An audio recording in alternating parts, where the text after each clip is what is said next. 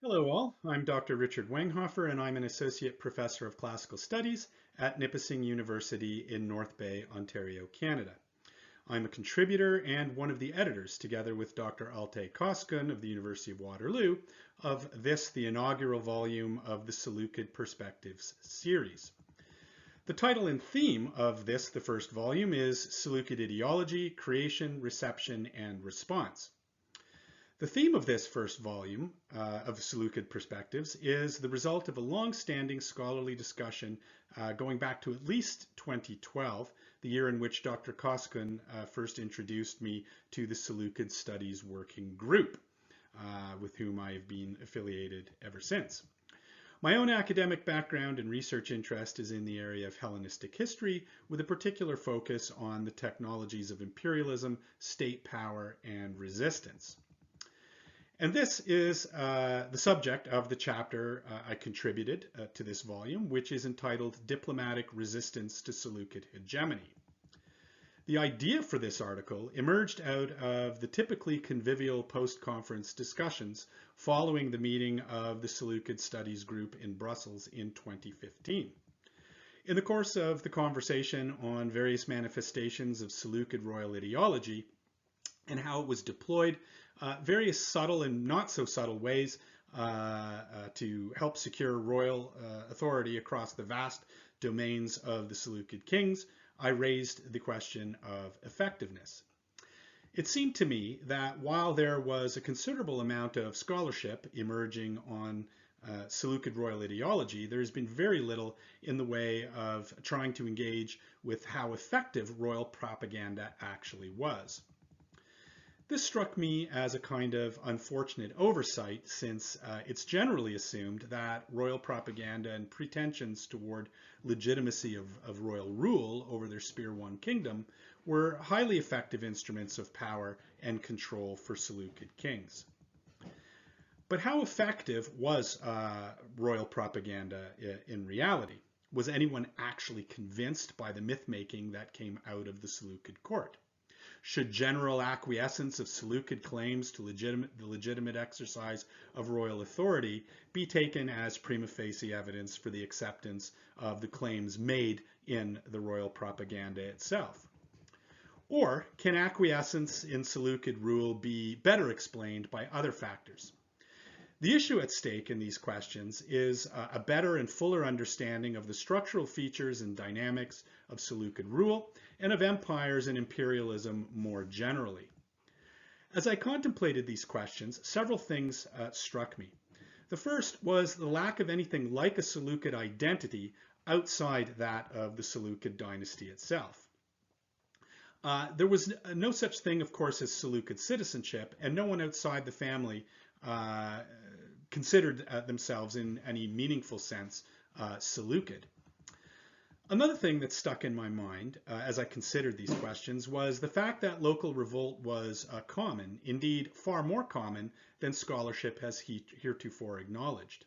An issue I dealt with in an earlier article, Popular Resistance in Seleukid Claims to Hegemony, which came out in 2022. In that article, I argued that not only were popular revolts a more common feature of Seleukid history than has generally been realized, but that revolt was typically viewed as the result of inflated ambitions of Seleukid satraps or local dynasts, and that this view was in fact the distorted or rather propagandistic view of the royal court itself. But revolt, of course, cannot simply be created out of thin air. A would-be usurper or rebel leader would need enough local support before even contemplating undertaking such a perilous act.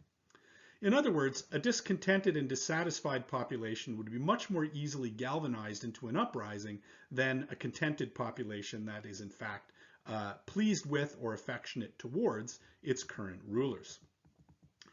And this got me thinking about what else resistance might look like beyond armed revolt. After all, if armed uprisings and open revolt were not uncommon, how much more common might less conspicuous and less confrontational forms of resistance actually be? And more importantly, how might we be able to identify this sort of resistance in the source material such as it is? This then was the impetus for the current study. Now, on the theoretical level, my study was informed by several different schools of thought. The first is the epistemology of the eminent philosopher of science, Karl Popper. In The Logic of Scientific Discovery, Popper argues that empirical evidence does not speak for itself. Rather, it is interpreted and filtered through a lens of prior assumptions about the world and how it works.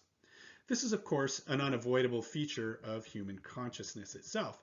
And because of this feature, all statements about the world, provided that they are internally consistent, non-contradictory, and relevant to the phenomena under consideration, remain potentially true unless proven otherwise. A proper rational hypothesis must, according to Popper, be risky, which is to say that it must be phrased in such a way that it can be tested against empirical evidence with a view to falsifying it. In other words, it has to be falsifiable. An unfalsifiable or self-justifying hypothesis is not a scientifically valid one. With this in mind, I turned my attention to the body of evidence commonly used to support the claim that Seleukid royal propaganda and hence Seleukid rule must have been effective and supported by their putative subjects. And I focused on two main things: the honorific decrees of Greek polis in Seleukid domains, proffering various honors and benefactions for Seleukid kings, and the relative quiescence of the cities themselves under Seleukid rule. In Popperian fashion, I set about trying to propose as many readings of these pieces of evidence as I could, phrasing them in a way that could be tested against the existing source material and eliminating any readings which the evidence does not explicitly permit. Anything not crossed off the list must then remain a plausible reading until evidence is produced that militates against said reading. My reading of the evidence is further informed by the realist school of international relations, particularly that found in Kenneth Waltz's 1979 publication, Theory of International Politics. This school of thought holds that the world of international relations is an anarchic space, which is to say that there are no bodies or powers above the state that compel the behavior of individual states or polities in one fashion or another. Polities on the world stage are thus perforce subjected to the power of other polities, although no polity ever willingly capitulates in its own total subjugation. Those with the ability to project power, both hard and soft, typically dominate those who don't possess that capacity, a view that goes back in fact to Thucydides himself and the famed Melian dialogue. And this fact, I would contend, circumscribed and conditioned relations between the Seleukid dynasty and local populations they claimed to rule. Seleukid rule, I would contend, was somewhat parasitic, extracting surplus wealth and manpower out of local populations in order to maintain itself against both competing external powers and local resistance. Power relations between Seleukid kings and local polities were highly asymmetrical, where the financial and military capacity of the kings greatly exceeded that of the local communities over whom they ruled. For many, such communities, open defiance of royal authority was rarely an option, and typically only occurred under very specific circumstances. And so this brings me to the third theoretical or methodological consideration that led to my contribution to this volume. In his 1985 publication, Weapons of the Weak, Everyday Forms of Peasant Resistance, James C. Scott argued that Malay villagers would often use a variety of non-confrontational tactics, such as foot dragging or feigned incompetence, to name only two, in order to resist the encroachment of state authorities in rural economic and political life. These techniques were developed and honed in light of the asymmetrical power relations between Malay peasants in rural villages and the Malay state. I decided to bring these considerations to bear on the Seleukid context and the Seleukid relations with Greek polis and their domains. First, I looked at the civic decrees honoring Seleukid kings, so often read as evidence for local support of Seleukid rulers, and I noticed that these decrees can really be read in another way, or in several different ways, especially in light of the remarks made by Plutarch in his life of Demetrios. In that work, Plutarch notes that it was not uncommon for citizens of a polis to pass decrees awarding honors, both divine and secular, to kings, even though they, in fact, hated the very kings whom they purportedly honored. Their motivation, fear, was fear, a claim echoed also by Polybios and Pausanias, a fear which makes sense in light of the aforementioned asymmetrical power relations between king and city. I therefore turned my attention to three such civic inscriptions that I considered typical examples of such honorific decrees. These are OGIS 222, an inscription from Clazomenae dating to between 268 and 262 BCE, honoring Antiochus I. OGIS 229, an inscription detailing a treaty of Sympoliteia between Smyrna and Magnesia ad Sipylum between 246 and 241 BCE, and which also expresses honors and goodwill toward the then Seleukid king Seleukos II. And finally, OGIS 223, a letter from either Antiochus I or Antiochus II, thanking the citizens of Erythrae for honoring the king with gold crowns and other celebrations. But the thing about these inscriptions is that they all follow a very specific pattern and formula. Each one reveals that it is the representatives of the polis who approach the kings in order to notify them of the honors to be bestowed.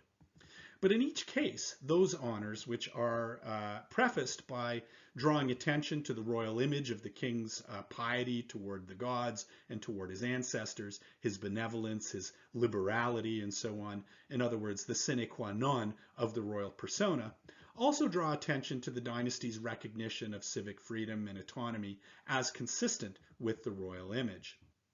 In light of the observations of Plutarch, Polybios, and Pausanias, then, it is possible that these honorific decrees are not necessarily expressions of affection for the Seleukid dynasty per se, so much as attempts by civic authorities to use flattery and the rather tendentious language of Hellenistic diplomacy to curb the ambitions of Seleukid kings and to vouchsafe the maximum degree of civic autonomy from royal authority in the context of very lopsided power relations. This possibility creates a methodological challenge, which is what I see as the most important part of my contribution to this volume.